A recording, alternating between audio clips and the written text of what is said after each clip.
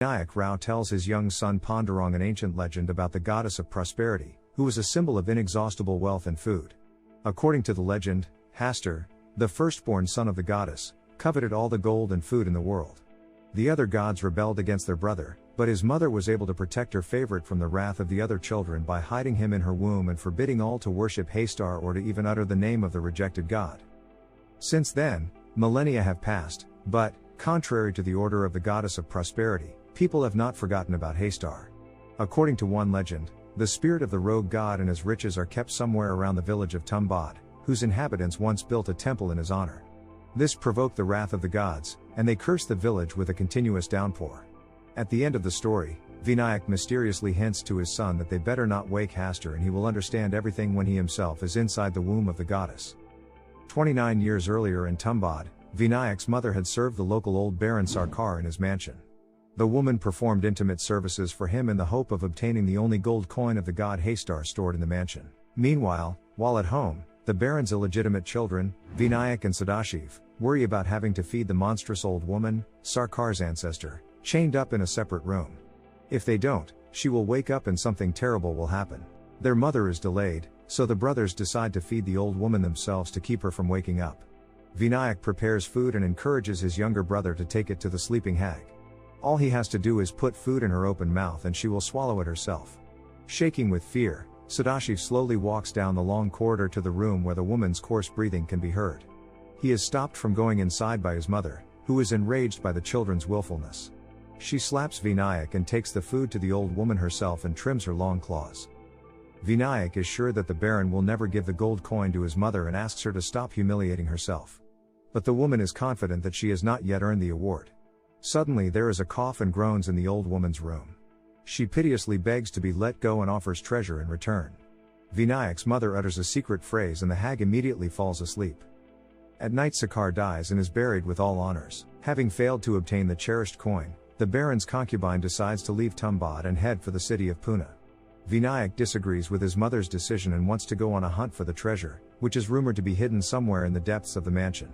The boy's mother says that Sarkar spent his whole life and fortune searching for the treasure, but never found anything. Then the boy offers to wake up the old hag and ask her about the treasure, but his mother is adamantly against it. During the day, while walking, Sadashiv falls from a tree and badly knocks his head on a rock. Vinayak calls his mother for help and she tells him that he will have to feed the old woman that night. She also warns him that if the old woman wakes up, he must invoke the name Hastur to make her sleep. Meanwhile, Sadashiv dies on the way to the doctor. The mother directs the coachman to Sarkar's mansion, where she collects the gold coin. Meanwhile, Vinayak sprinkles himself with flour and walks into the room with the monstrous old woman. He points the flashlight at her and she cringes from the bright light. The boy notices that her skin is wrinkled and her jaw is stuffed with sharp nails. He tries to find out from the old woman where the treasure is hidden in exchange for food.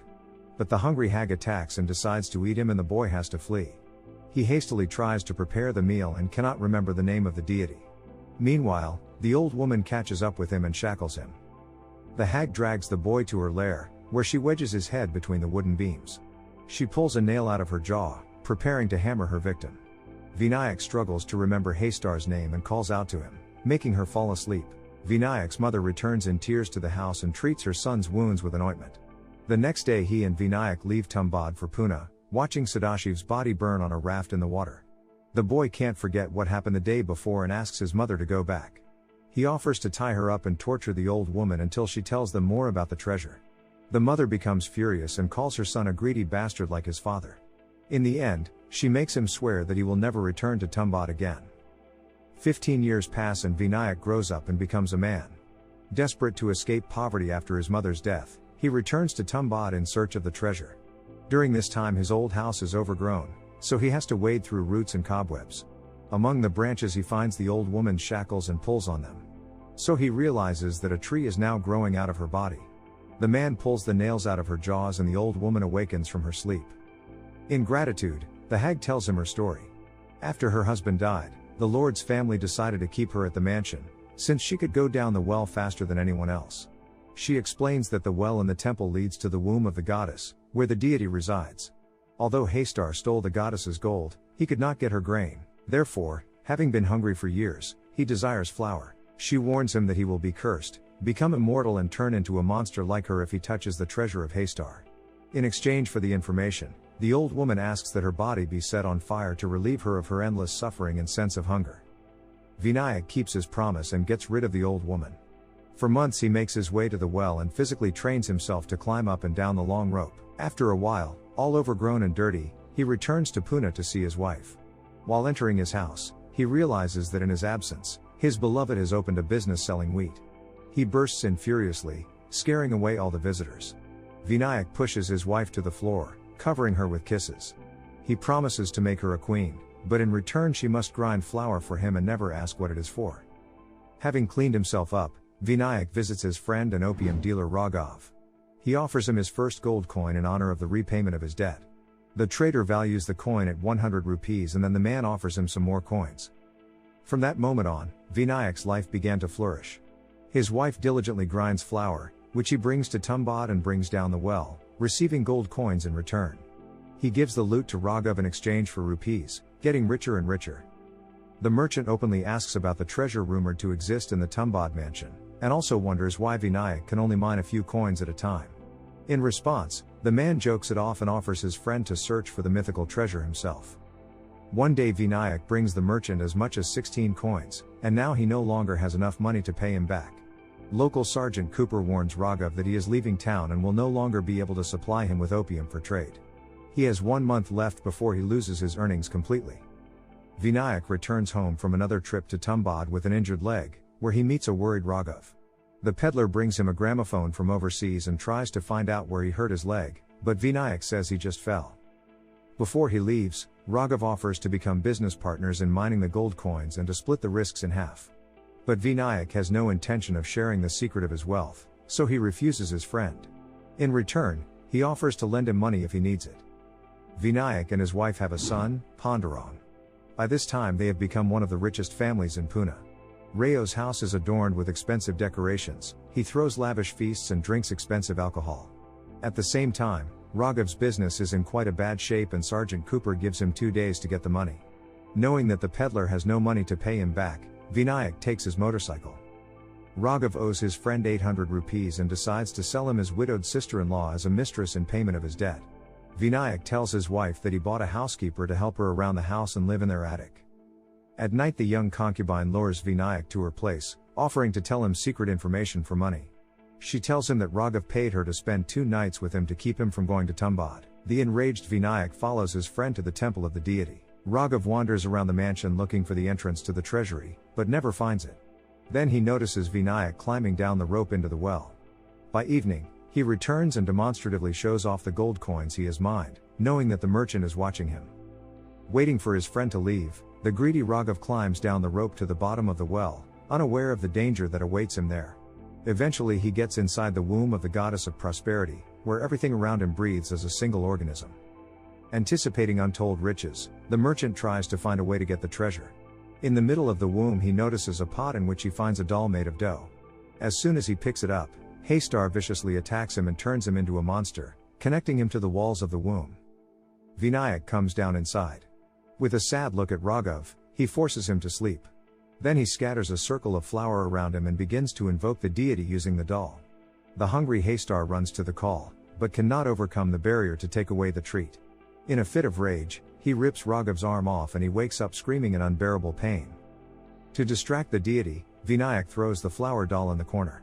While Hastar is distracted by the food, the man runs his finger over the deity's waistband, which is filled with gold. He hurriedly picks up the fallen coins and prepares to flee, but he hears Raghav's desperate cries. Taking pity on his friend, he burns his body alive to spare him further suffering. Upon returning home, Vinayak witnesses a spat between his wife and his young mistress. The woman accuses her rival of stealing a brooch and chases her out of the house. The man only chuckles at his wife's jealousy. 14 years have passed and India has become independent. All this time Vinayak regularly repeats the procedure of stealing coins, but as the years go by he realizes that he no longer has the strength and health to do so. He prepares his eldest son Pandurang as his successor and makes him train hard. Even with a broken foot, the boy continues to climb the rope and collect gold coins from the floor. He is tabulating the results every day, but he is still spending too much time on the procedure. Vinayak continues to openly visit his mistress, and she is not happy that he has stopped bringing her gold coins. She advises her lover to turn things over to her son as soon as possible, but he still finds him useless. At dinner, Pandurang brags about his success in training and says he collected 8 coins in 19 attempts. Vinayak remains indifferent and says nothing to his son.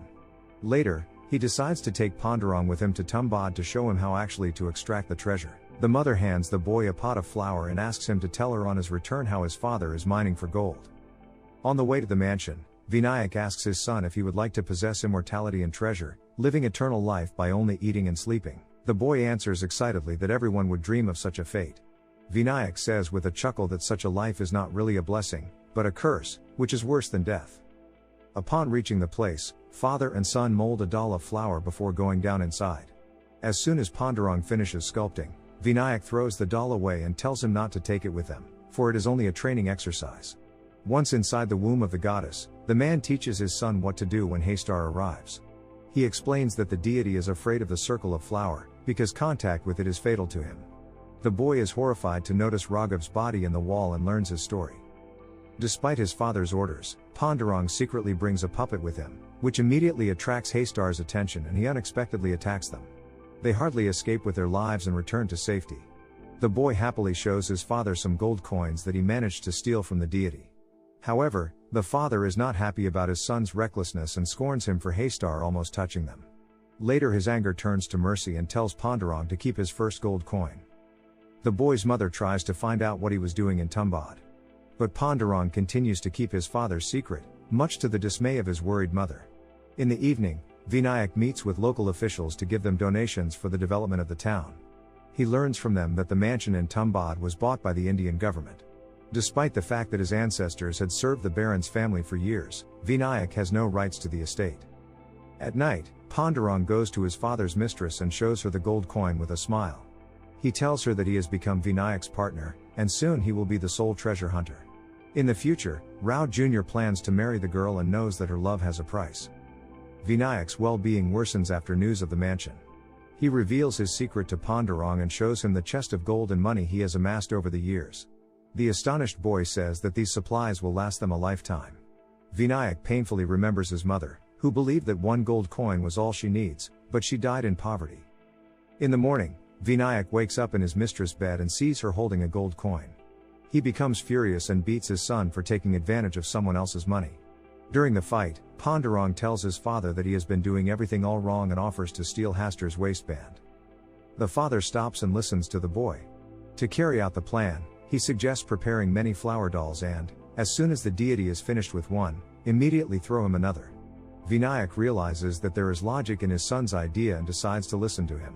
While the workers are preparing the flour, Vinayak throws his son a party where he dances, has fun, and spends rupees left and right. Finally, they go together to Tumbad, where they sculpt dozens of dough dolls to distract Hastar. They go down inside the womb and invoke the deity, but immediately get trapped.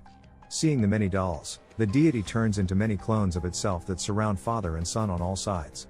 The frightened Pandurang throws a few dolls around and the Hastars rush at them greedily, while fighting and killing each other. Despite this, the number of clones continues to increase, and if Vinayak and his son leave the safe circle, they will inevitably become the next victim.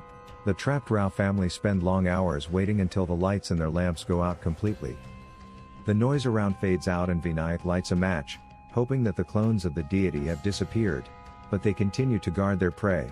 Then the man decides to make desperate sacrifice and ties the remaining dolls to his body to act as bait for the Hastars. It is the only way his son could get back safely. Pandurang throws himself at his father's feet and begs him not to sacrifice himself and find another way out. But the man is adamant. He pushes his son away from him and crawls up the rope toward the hungry deities. When Pandurang lights a match, he sees dozens of clones rush at his father and fall down, killed by a collision with a magical barrier. Seizing the moment, the boy quickly climbs up the rope and returns to the ground, sobbing over his nightmare and loss. Suddenly he hears a muffled call and notices his father, or rather what he has become. Near the well, his skin became wrinkled and charred, and his eyes turned pale. Moving like a zombie toward his son, he stretches his arm outward, holding Hastar's waistband.